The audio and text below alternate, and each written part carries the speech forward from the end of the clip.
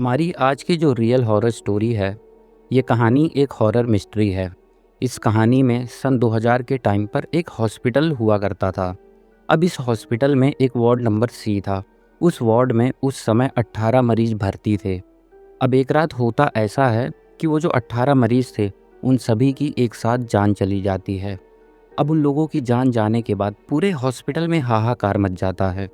अब थोड़ा टाइम बीतता है इस इंसिडेंट को। उसके बाद जब कोई भी कर्मचारी उस हॉस्पिटल में रात के समय ड्यूटी पर जाता था, तो उसके साथ अजीबोगरीब चीज़ें होने लगी। रात के समय उसी वार्ड से उसे किसी के चलने की आवाज़ें आने लगी। तो अब ये सब चीज़ें जब बढ़ने लगी तो पूरा का पूरा जो वार्ड था उसे सील कर दिया गया। तो हमारी आज की जो हॉरर स्टोरी है, उसमें हम बात करने वाले हैं कि आखिर उन 18 मरीजों के साथ हुआ क्या, आखिर एक साथ उनकी जान गई क्यों। तो ये जो हमारी कहानी है, ये एकदम असली कहानी है, एकदम रियल है। तो इस कहानी को बिना स्किप किए पूरा सुनिएगा। अगर हमारे चैनल पे पहली बार आए हैं तो चैनल को सब्सक्राइब कर लें। अगर आपको वीडियो हमारी अच्छी लगेगी तो लाइक ज़रूर करें। और आइए वार्ड नंबर सी की इस भयानक कहानी को शुरू करते हैं। इस कहानी को शुरू करने से पहले हमें एकदम स्टार्टिंग में चलना पड़ेगा। बात है 1999 की। एक हॉस्पिटल है, इंडिया का ही हॉस्पिटल है। जगह का या हॉस्पिटल का मैं नाम नहीं बताऊंगा, क्योंकि ये जो हॉस्पिटल है ये अभी भी रनिंग है। तो उस समय एक वार्ड नंबर सी था उस हॉस्पिटल का। तो उस वार्ड नंबर सी में 18 मरीज भर्ती थे।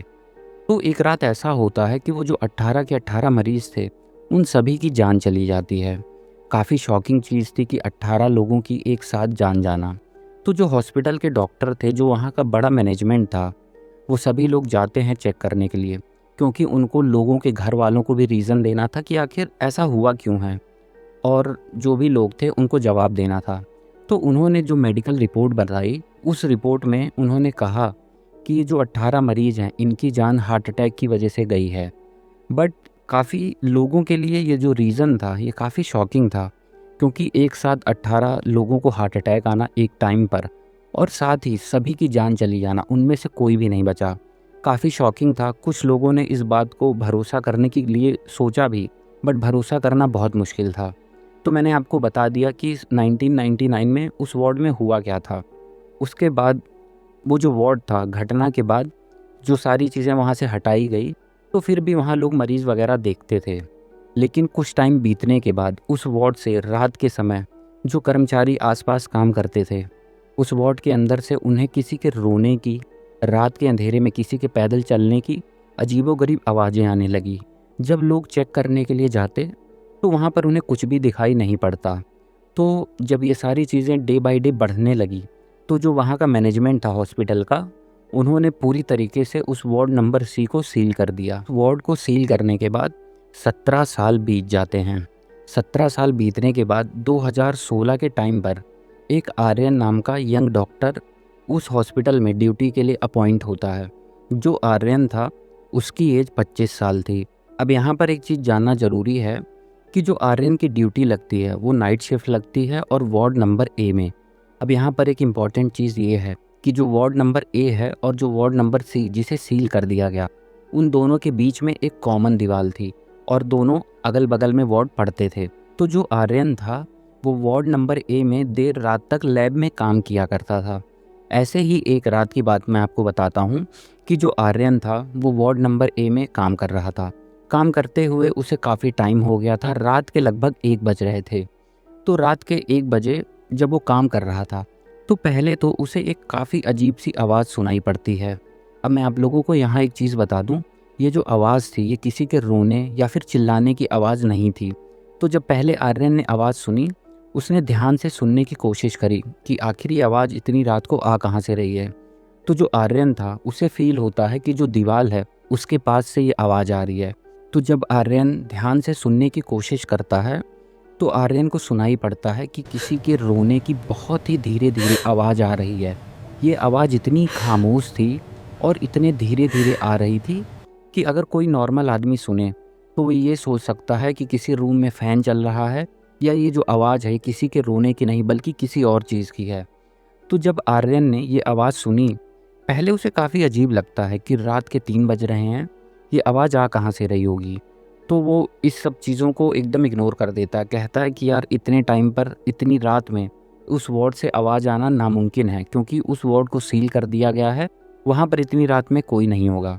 तो आर्यन इन सब चीज़ों को इग्नोर करता है और उसके बाद वो फिर से अपने काम में लग जाता है। अब आर्यन फिर से अगली रात काम करने के लिए आता है। काम करते हुए उसे फिर देर रात हो जाती है। रात के लगभग 1:30 बज रहे थे। जैसे ही 1:30 बजते हैं आर्यन को फिर एक अजीब सी आवाज़ सुनाई पड़ती है। तो इस बार जब उसे आवाज़ सुनाई पड़ी, ये आवाज़ पिछली रात की आवाज़ से थोड़ी सी अलग थी। आर्यन सोचता है कि ये आवाज़ फिर से क्या आ रही है, मैं सुनने की कोशिश करूं या देखूं आखिर ये है क्या, क्योंकि आर्यन के साथ ये चीज़ दूसरी बार हो रही थी।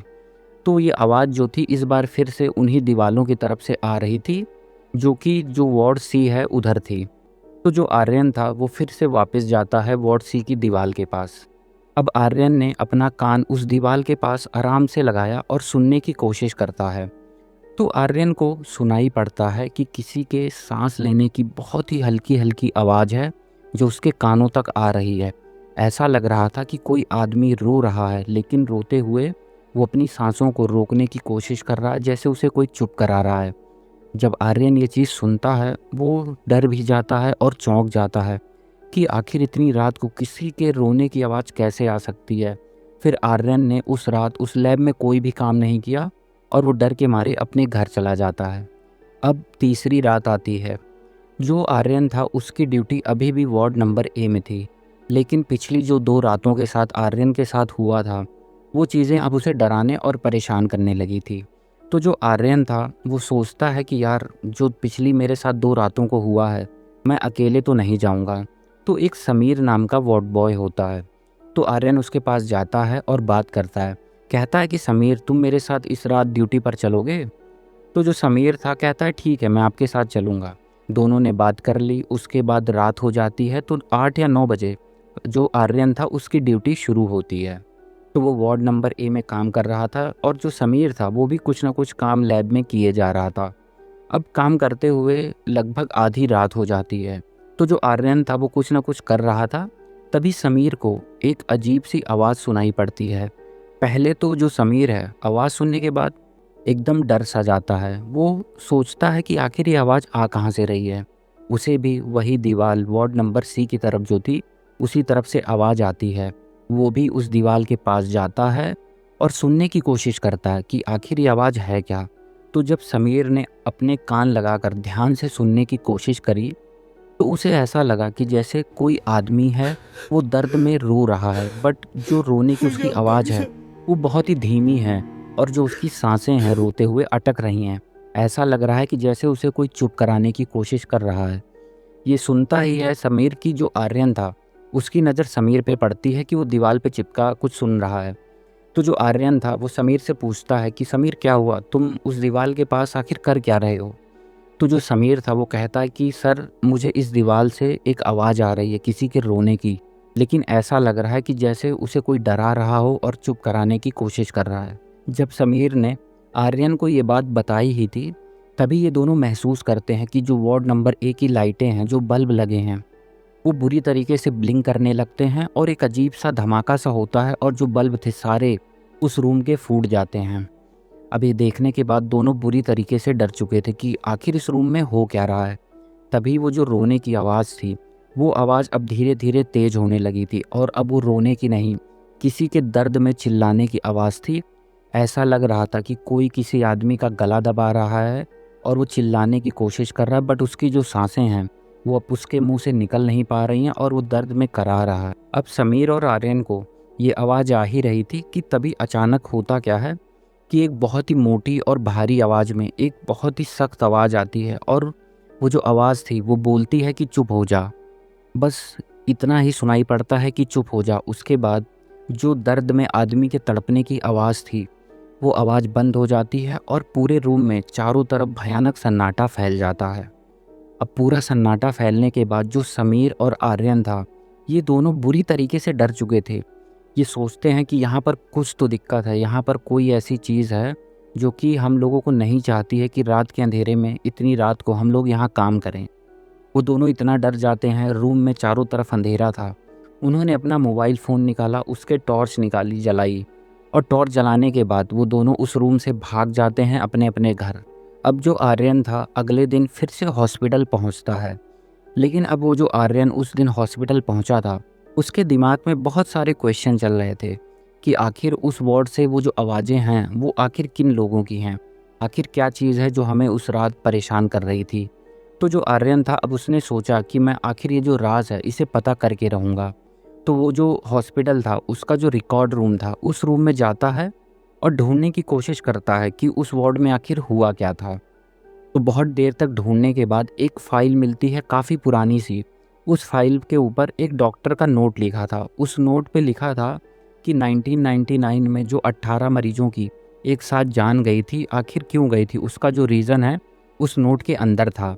जो आर्यन था वो अंदर से काफ़ी ज़्यादा डरा हुआ था, लेकिन आर्यन ने हिम्मत करी कि मैं देखता हूँ आखिर इस नोट के अंदर लिखा क्या है। तो आर्यन उस नोट को खोलता है और उसके अंदर जो लिखा था वो पढ़ने लगता है।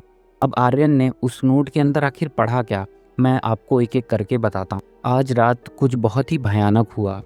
उस वार्ड में जो 18 मरीज थे, सिर्फ वो मरे नहीं थे, बल्कि मौत से पहले वो सभी बहुत ही ज़ोर ज़ोर से चिल्ला रहे थे और मदद के लिए आवाज़ें लगा रहे थे। लेकिन कोई नहीं जानता कि आखिर वो चिल्ला क्यों रहे थे, वो सब आखिर किससे डर रहे थे। जब मुझे आवाज़ आती है मैं उस वार्ड के अंदर जाता हूँ।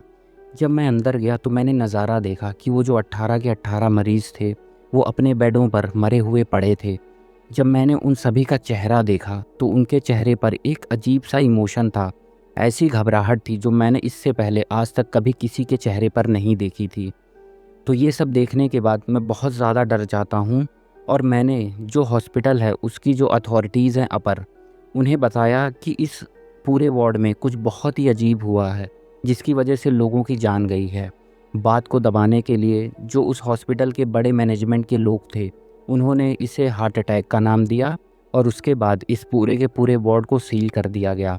लेकिन आखिर कोई नहीं जानता कि वो जो लोग थे वो किससे बचने के लिए चीख रहे थे और उन सभी की जान गई क्यों।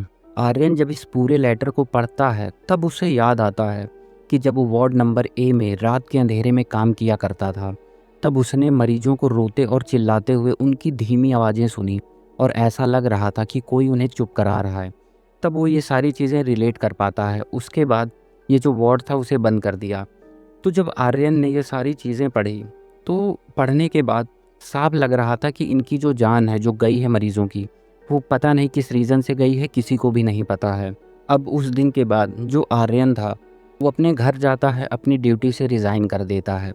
रिज़ाइन करने के बाद वो उस हॉस्पिटल की तरफ कभी भी मुड़ के नहीं देखता और ना ही वो दोबारा कभी उस हॉस्पिटल में अपनी जॉब पर जाता है। तो इतना सब होने के बाद ये जो पूरी कहानी है उसने अपनी स्टोरी को रेडिट पे शेयर करा। तो ये जो स्टोरी है मुझे रेडिट पे मिली। जब मैंने पढ़ा तो काफ़ी इंटरेस्टिंग स्टोरी थी, क्योंकि एक ऐसी कहानी है उस हॉस्पिटल के वार्ड नंबर सी का जो अनसुलझा राज है वो आज तक सॉल्व नहीं हो पाया। आखिर मरीजों के साथ क्या हुआ, आखिर किसके चीखने की आवाज़ें आती हैं, आखिर कौन है जो उन मरीजों को चुप करा रहा था, आखिर वो किससे डर के मारे चिल्ला और बचने की कोशिश कर रहे थे। ये सारी जो कहानियाँ हैं वो भी उस वार्ड नंबर सी के साथ ही सील हो गई। तो हमारी आज की जो पूरी हॉरर स्टोरी थी मैंने आप सभी लोगों को पूरी डिटेल में बता दी। आप सभी लोगों को अगर स्टोरी अच्छी लगी हो तो कमेंट बॉक्स में आपके जो भी थॉट्स हैं स्टोरी को लेकर कमेंट ज़रूर करें। वीडियो अच्छी लगी हो तो लाइक कर दें। चैनल पे पहली बार आए हैं या फिर अभी तक सब्सक्राइब नहीं करा तो हमारे चैनल को सब्सक्राइब भी कर दें और वीडियो को ज़्यादा से ज़्यादा हॉरर फैंस के साथ शेयर करें। बाकी अब मैं आप सभी लोगों से मिलूँगा किसी और हॉरर स्टोरी में।